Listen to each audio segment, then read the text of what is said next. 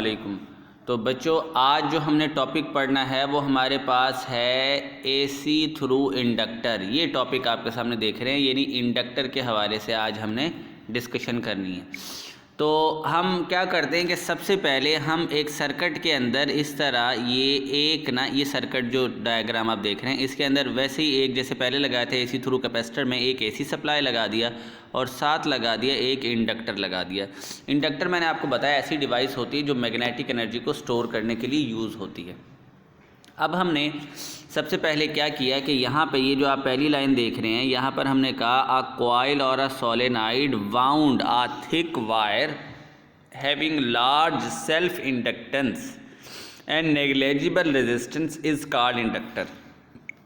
आप लोगों को पता है कि जो सोलेनाइड होता है ये एक्चुअली वाउंड एक वायर होती है जिसके अंदर से करंट गुजरता है तो मैग्नेटिक फील्ड प्रोड्यूस होता है। उस मैग्नेटिक फील्ड से सेल्फ इंडक्टेंस भी होती है। ये देखिए ये जो लफ्ज़ हमने सेल्फ इंडक्टेंस का यूज़ किया यहाँ पर, तो वो जो सेल्फ इंडक्टेंस उसके अंदर होती है उसको हम ये कह रहे हैं। तो साथ हमने क्या कहा कि जो सेल्फ इंडक्टेंस हुई है और साथ जो इसके रेजिस्टेंस है वो नेग्लेजिबल है, तो इस टाइप के हम सर्किट को हमने कह दिया कि ये इंडक्टर है।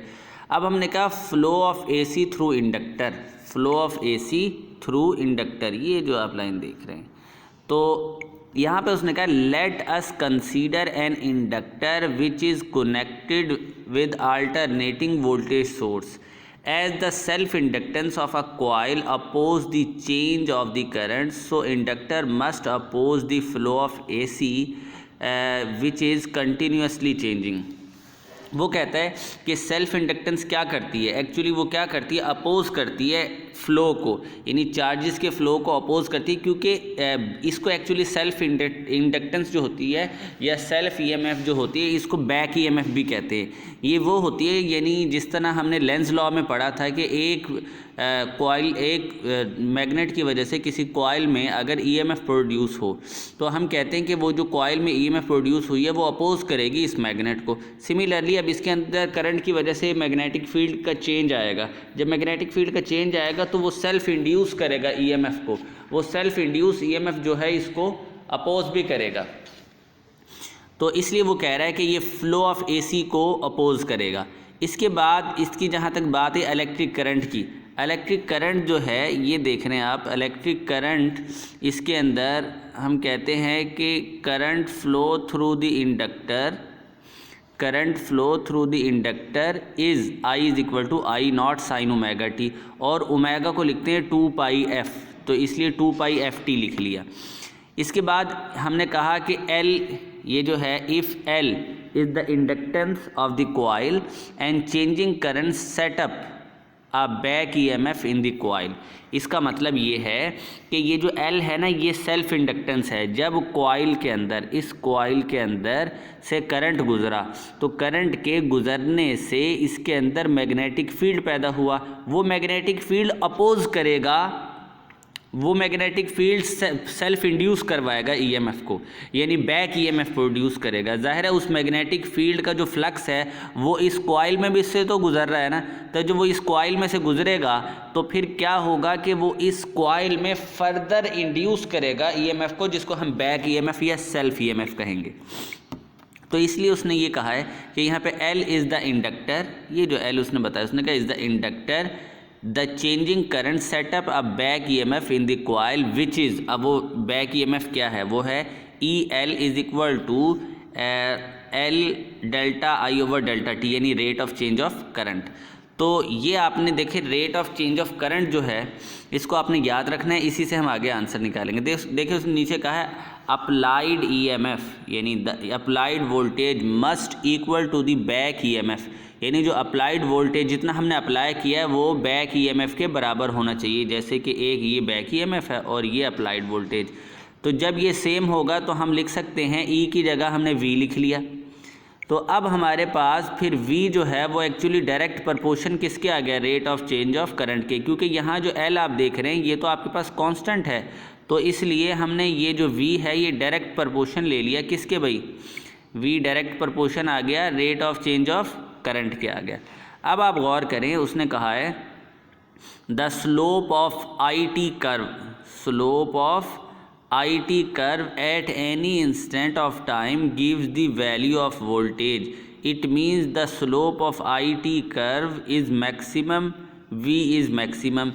ये आपने टेक्स्ट बुक में देखना है, एक स्लोप, एक डायग्राम एक बनी हुई है जिसके अंदर कर्व बनी हुई है, स्लोप यानी चार्जेस वर्सेस टाइम यानी करंट वर्सेस टाइम की ना, एक जिस तरह एक साइड पर होगा करंट, ये कुछ इस तरह ये हॉरिजेंटल करंट होगा, यानी यहाँ पर हमने कहा कि ये तो करंट है, और इस साइड पर हमने कहा कि ये टाइम है नीचे, और ये ऊपर जो है ये आई है, यानी इसको हमने करंट कह लिया।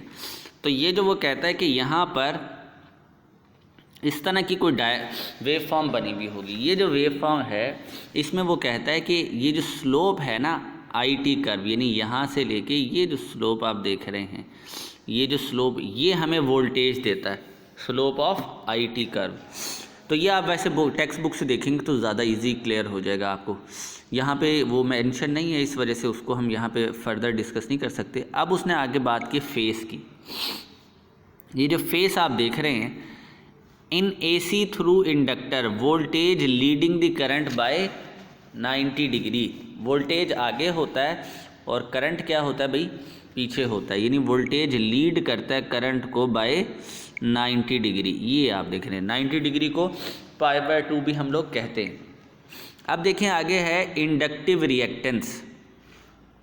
अच्छा, ये जो अभी आप इसने कहा है ना वोल्टेज 90 डिग्री वो कर रहा है, लीड कर रहा है, उसको भी हम देख सकते हैं। वो देखिए यहाँ पे अगर आप ये चीज़, ये वाली जो लाइन है, लास्ट वाली लाइन, इसके अंदर अगर देखें तो आपको क्लियर हो जाएगा कि यहाँ पर बना हुआ है पहले V = L इंटू ये V = L delta I over delta T। तो I की ना डेल्टा I जो है, I की वैल्यू है I की वैल्यू है I0 साइन ओमेगा, वो इसने यहाँ पुट कर दी, नज़र आ गया भाई। अब इसके बाद जब ये वैल्यू पुट कर दी तो इसने कहा डेल बाहर ले लिया, L अंदर कर दिया, और ओमेगा का यहाँ पे ना डेरिवेटिव लिया। ये अगर आपको क्लियर नज़र आ रहा है तो यहाँ पर उसने क्या किया, डेल जो है वो बाहर निकाल लिया, ये डेल इस तरह करके बाहर निकाल लिया, डेल T, और यहाँ पर फिर उसने LI0 लिखा, LI0, और आगे साइन लिख लिया। समझ गए बात? तो इस तरह इसने कर लिया। अब ये नीचे जो ये जो मैंने स्टेप लिखा था ये यहाँ पर है ऐसे। अब इसने जब डेल डेरिवेटिव लिया इसका डेल से, यानी डेल मैंने आपको पिछले लेक्चर में बताया, ये डेल जो होता है ये एक्चुअली डेरिवेटिव होता है, डेल बाय डेल टी। ये अगर डेरिवेटिव लेंगे साइन का तो वो साइन थीटा जो है वो कॉस थीटा में चेंज हो जाता है। डेल का डेरिवेटिव लेंगे तो साइन किस में चेंज हो जाता है, कॉस में। तो ये यहाँ पर इसने इसी तरह साइन को कॉस में चेंज किया हुआ है। और ओमेगा थीटा का फिर दोबारा लेंगे तो ओमेगा बाहर आ जाएगा। ये मैथ वाले बहुत इजीली समझते हैं, डेरिवेटिव आपको थोड़ा बहुत आना चाहिए, नहीं तो कम से कम इतना याद हो कि साइन का डेरिवेटिव कॉस होता है।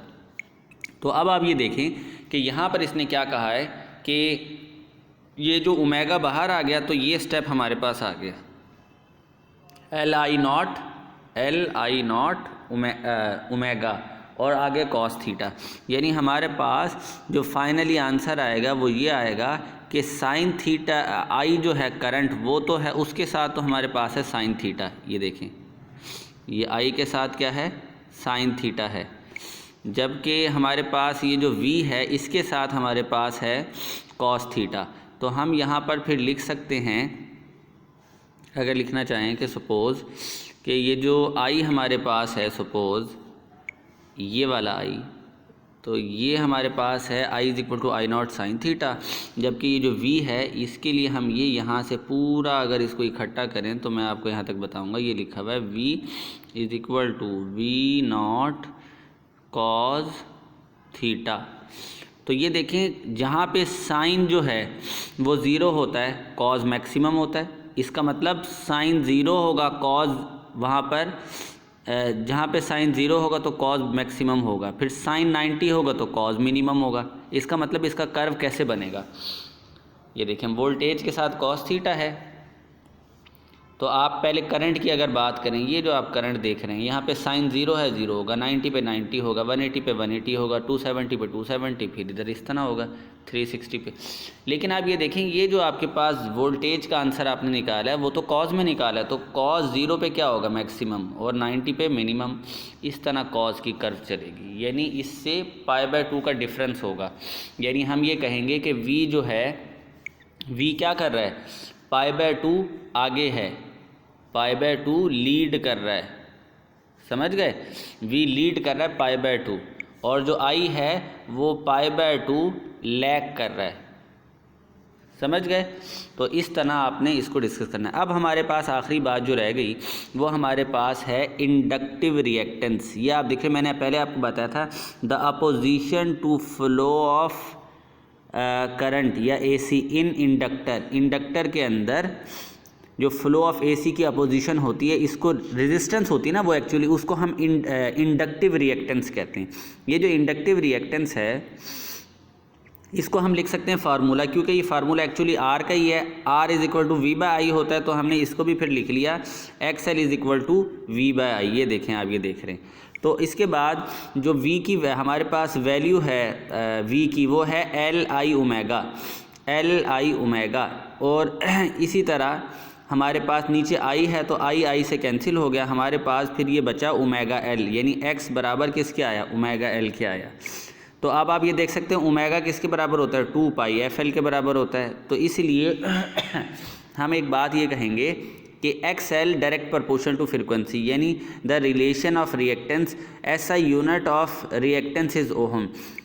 रिएक्टेंस का SI यूनिट क्या होता है, ओहम होता है। Inductive reactance depend on frequency, ये बात भी इसने यहाँ पर लिख दी। इससे मुराद ये है कि अगर फ्रीक्वेंसी ज़्यादा होगी तो इंडक्टिव रिएक्टेंस ज़्यादा होगी। जब इंडक्टिव रिएक्टेंस ज़्यादा होगी तो इसका मतलब ये है कि वो जो वोल्टेज, जो करंट फ्लो कर रहा है वो कम होगा। तो इसी तरह तो आपने जिस तरह ये AC थ्रू कैपेसिटर था, इसी तरह ये है AC थ्रू इंडक्टर। इंतहाई आसान है, एक दफ़ा आपने इस वीडियो को देखना है।